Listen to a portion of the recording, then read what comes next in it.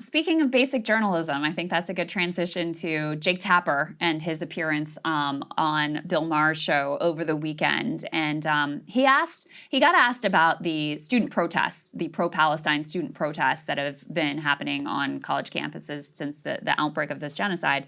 And he gave an answer that has elicited a lot of interest. So let's go ahead and take a listen to what he had to say. It has to do with an academic theology of oppressor and oppressed. Yes. If you only look at the world as oppressor versus oppressed, you then have to choose in a conflict, this group is the oppressor, this group is the oppressed. It's also why, for example, there have been conflicts on other college campuses where gay students have protested things that are going on in Muslim countries having to do with the LGBTQ community in those countries. And the gay students are made to be the oppressor because a lot of them are white. And that's also what's going on when it comes to the Israeli-Palestinian conflict. The Israelis are made to be the oppressor, the Palestinians the oppressed, and on and on and on. And that's part of what's going on at Harvard, that theology, that way of looking at the world. What do you make of that explanation for the motivation behind these protests? Yeah, I mean, look, part of the reason why we're seeing such vibrant activism on college campuses, such uncompromising principled positions, is that young people's brains are not contaminated by the likes of people like Jake Tapper, who have just been, conveyor belts for propaganda from the very moment that this genocidal war began. Their brains are not poisoned by this dogmatic adherence to the conventions of imperial foreign policy, which unfortunately Jake Tapper has totally morphed in to a spokesperson for the greatest excesses of imperialism during the past 19 months. And also, sometimes the truth is just true. No one with a brain in their head can look objectively at what has happened over the past 19 months and come to any conclusion but that Israel is the oppressor in this case. They are burning children alive. They are tricking people to come to get aid, and then drone striking them, hitting them with tanks, firing bullets upon them. They're bombing hospitals. They're shredding children. This morning, I saw a girl who looked like she was about 6 or 7 years old. Her body was completely severed in half. Every single day, we are watching Palestinian children burned alive with American weapons. And Jake Tapper has the audacity to use the phrase academic theology. The theology that Jake Tapper and people like him subscribe to is this deference to the lie-filled agenda of the most powerful and violent forces on earth. It's shameful, but their day is over. Their day is over because shows like this are spreading, because independent news outlets refuse to be conveyor belts for the lies of the powerful. Jake Tapper is grasping at straws because his era is done.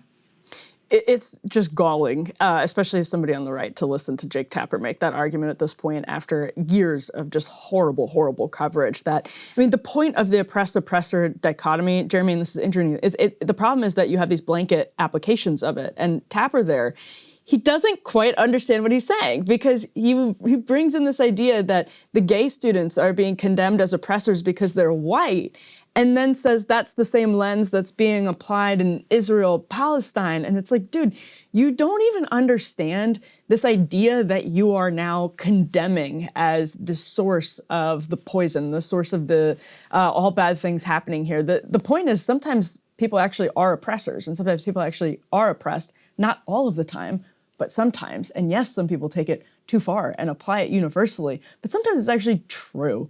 And he seems to just be unable to understand that a lot of young people aren't, this is a great point that you made, Jeremy, a lot of young people aren't even paying attention to CNN. They have no idea what he's saying.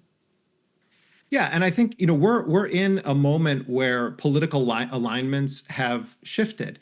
And I think that there's also the issues around cancel culture and around speech. I think that anyone that genuinely believes in this doesn't believe in censoring the speech of people who are on the far right that they disagree with. I think that people who genuinely believe in free speech aren't against censoring those on the far left. And I think that genuinely people who are in support of free speech should be on the front lines right now of this vicious attack on speech related to Palestine. One of the things that I always have held on to, I have many criticisms of the United States. We have what I believe is the best speech laws on the books of any country in the world, and they are worth fighting for. Yes. The idea that the notion of free speech was not only enshrined in the Constitution, but has been upheld by conservative and liberal justices throughout history, that's worth protecting with everything that we have. And so, people like Jake Tapper are actually much more in alignment in many ways with people on the far right or in the Trump administration that are trying to demonize or criminalize the speech of people that are speaking out against Israel's genocidal war. I think people from all factions should realize that the time when your principle is shown is not when speech is being curbed against people you agree with, that it's being curbed or attacked against people with whom you have vehement disagreements. That's what actually shows what your principles are. Yes. The other irony here is that, okay, not only if you're applying the oppressor-oppressed lens here, and you are pro-Palestine, you are applying it correctly. But it's also ironic to me because people like Tapper and, Israelis and defenders of Israel, they are the most abusive of the oppressor-oppressed narrative.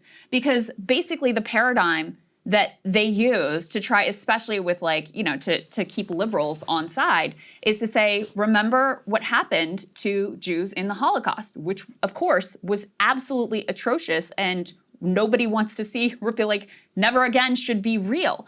But then they just keep this one group of people in the perpetual victim category, no matter how circumstances change, no matter what the reality is, no matter what that group of people is doing.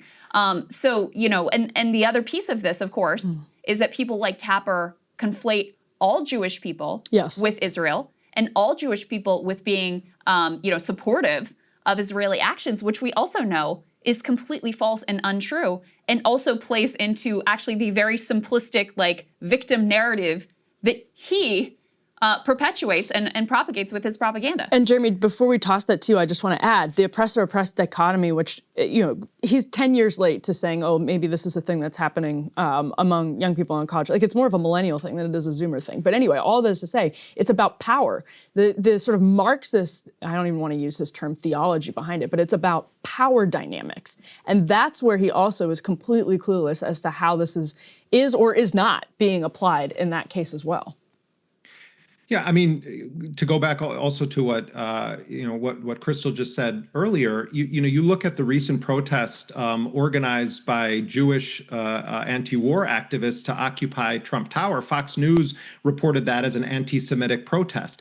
In Germany, you've had numerous Jews arrested in Germany on anti-Semitic hate speech charges, including Jewish people living in Germany who are Israeli citizens. This has become such a kind of lethal parody of the notion of what free speech is. And let us never forget that the United States, all of us who grew up in the United States, at every event, et cetera, we're reminded of the greatest generation. We're reminded of the sacrifices of World War II.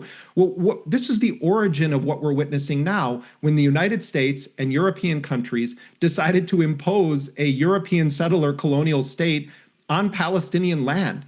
That's historical context that matters. And at the end of the day, the position that the supporters of Israel's genocidal war take is that nothing can justify October 7th, but October 7th justifies everything. And this is a massive historical lie that necessitates people believing that history began on October 7th.